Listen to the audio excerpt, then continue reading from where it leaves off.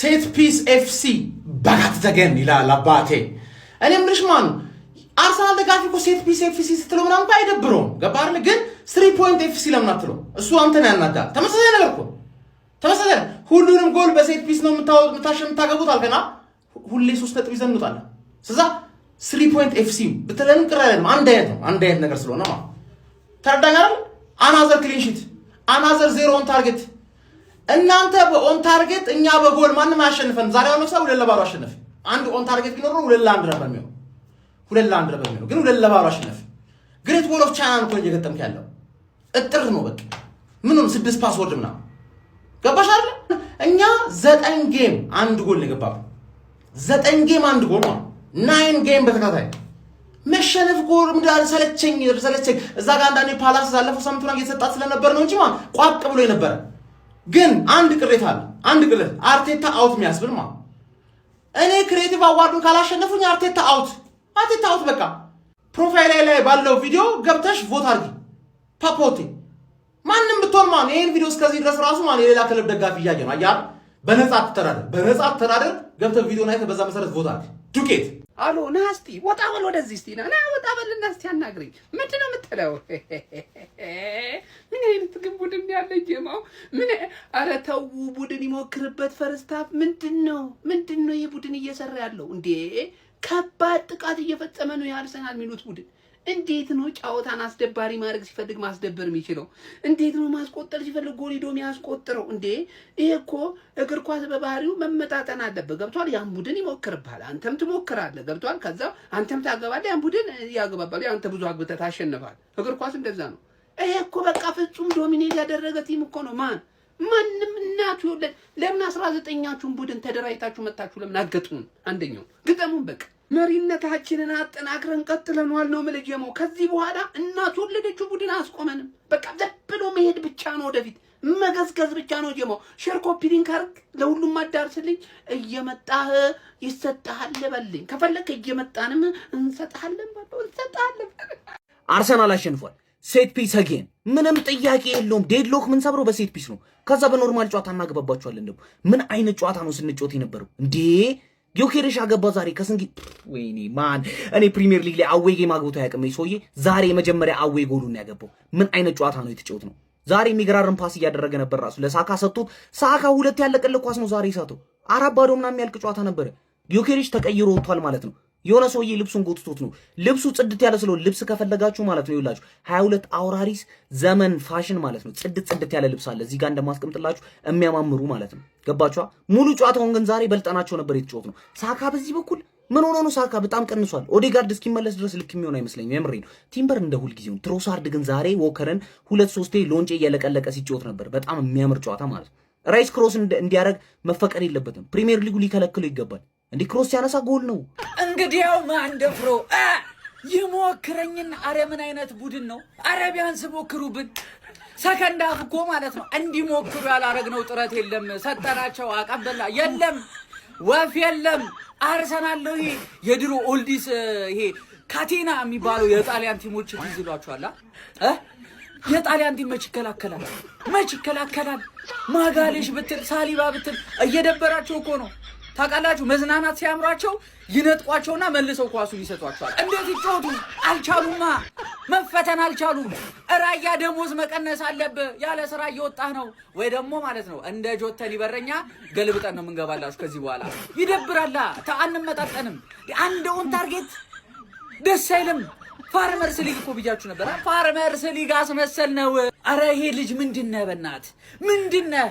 በዚህ ሰዓት ማለት ነው the best midfielder የሚያክለው የለም። ጽድት ያለ ክሊን የሆነ ሚድፊልደር ማለት ዴክላን ራይስ ነው። ዛሬ ማለት ነው አርሰናል ብቻ አይደለም 2-0 ያሸነፈው፣ ዴክላን ራይስ ነው 2-0 ያሸነፈው። የሚገርም ጨዋታ፣ የሚገርም ፐርፎርማንስ። አተ አይተሃል?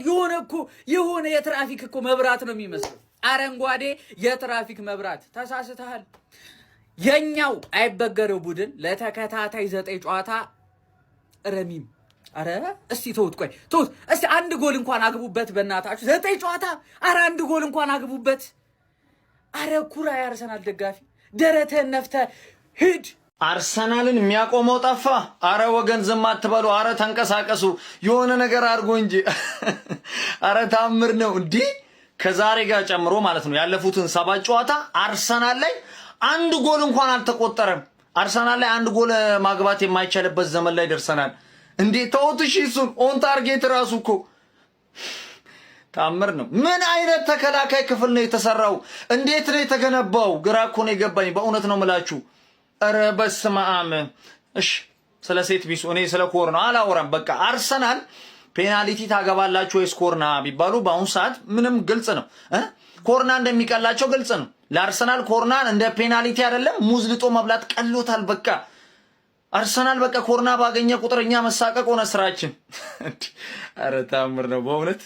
ዲክለር ራይስ የሚገርም ጎል፣ ጆክሬሽም እንግዲህ ዛሬ አስቆጥሯል። ብቻ አሁን በስንት ሆነ ልዩነታችን? ግራ ገባኝ። እኔ እኮ መቋጠሩንም ትቼዋለሁ፣ ግን ለነገሩ እንዴት ሳርግ እቋጥራለሁ? የኔ ክለብ ምርጥ ሳይሆን አንቺ ላይስ እንዴት እቋጥራለሁ? ወይኔ ወይኔ። ለማንኛውም ይመቻችሁ። ኮንጋ ግን የሚገርም ይመቻችሁ። ያው እንደተለመደው 2-2 ማለት ነው። ዛሬማ ኦን ታርጌት ራሱ አልነበረም። አረ እንደው ይሄ ክለብ እንደው አንድ አፈቅድም ጨዋታው እንዲያምር አንድ ጎል ምናምን መጀመሪያ ፈቅድ ምናምን ካምባክ ምናምን እኛንም ልባችን ለመስበር አትሞክርም ወይ? አንድ ይገባል ወይ 2 ይገባል፣ በዛው ያልቃል። በቃ ዛሬማ ኦን ታርጌትም የለም፣ ኦፍ ታርጌት ነበር። እዚህ ቲም ላይ እኮ እኔ የምሰራው ከዚህ በኋላ አንድ ጎል ከገባበት እኮ ነው እንዴት ገባበት ምናምን ብዬ ነው መስራት ያለብኝ እንጂ መሸነፉን ልርሳው እንዴ። በቃ ይሄ ዋንጫ የምር ቁማር የተበላ ዋንጫ ኮዲው በቃ የተረጋገጠ ዋንጫ የምር የተረጋገጠ ኮዲው በቃ ጭራሽ ኦን ታርጌት ይጥፋ። ኧረ በዙ ራያ ቆይ ምንድነው እንዴ? ደሞዝ ይቀንስ እንጂ ወይ እንዴ በነፃ በየሳምንቱ እንደዚህ ያለ እንዴ? ኧረ እናንተ አንድ አፈቅዱ የሆነ ካምባክ ሰርታችሁ አታሸንፈው? መግባቱን ስረስተነዋል። አረጎ በዚህ እየሞከርን እየሞከርን እንውጣ እንዴ? እየሞከርን የከፋ ነው ይሄ ከፋ። በርንሌ ተጫወተ ነው የሚባለው። እናንተ ይመቻችሁ እንዴ? ይመቻችሁ። አረ የአርሰናል ነገር አሳሳቢ ነው። ያው ሁለተኛ ከሆንን ያው መቋጠር ስለምጀምር ትላላችሁ፣ ግን የምር ትችላላችሁ ማለት በቃ 0-0 ቢያንስ እንደምትወጡ እርግጠኛ ሆናችሁ የምትጀምሩት። ከዛ የቆመ ኳስ ከተከለከለ ማለት ነው። የቆመ ኳስ ካለ ደግሞ እንደምታሸንፈው አውቃችሁ ነው የምትገቡት።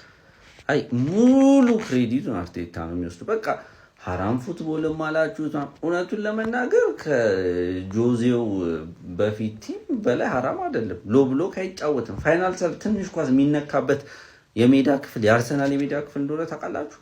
ራሳቸውን የማይቀባበሉም በቃ ሲጀምር አያስጠጓችሁም ማለት ነው። እና አርሰናል በጣም ሌላ ሌቭል ላይ ነው።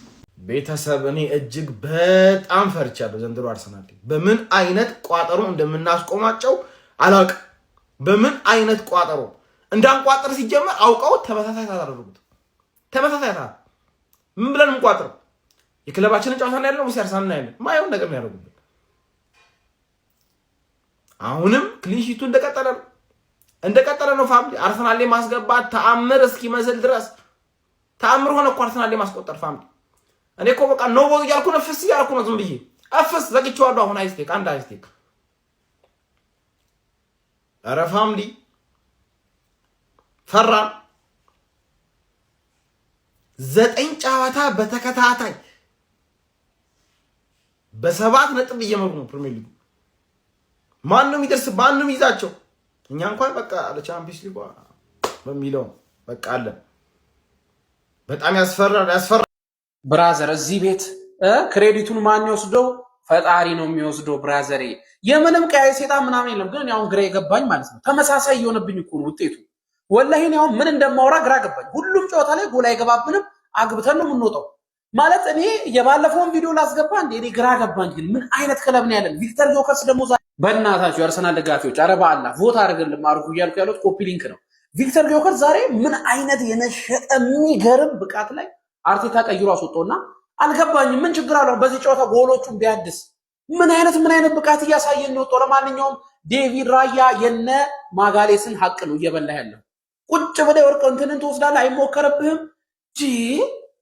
ምን አይነት መከላከል ነው? በአላህ የሆነ ሰው አይሳሳትም።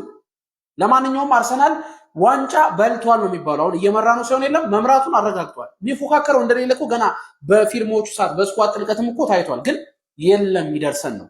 የአርሰናል ደጋፊ በደንብ ኮፒ ሊንክ አድርግ፣ ይመቻችሁ። አረ ይሄን ቡድን የሚያስቆኝመው ጠፍቷል ጋይስ። እንዴ አርሰናል አሁንም ምንድነው እያስመለከተን ያለው? በቃ ቀለል አድርጎ ነው እያንዳንዱ ቡድን እያሸነፈ እየተመለከትን የምንገኘው። ዛሬ በ10ኛ ሳምንት እንግሊዝ ፕሪሚየር ሊግ ተጠባቂ ጨዋታ መድፈኞቹ አርሰናሎች በርንሌይን ከሜዳቸው ውጪ በመቅጠም 2-0 በሆነ ውጤት ማሸነፍ ችሏል። በዚህ ጨዋታ ላይ በመድፈኞቹ በኩል ሁለቱን ጎሎች ማስቆጠር የቻሉት ተጫዋቾች ቪክተር ዮኬሬሽ እና ዴክላን ራይስ ነበሩ።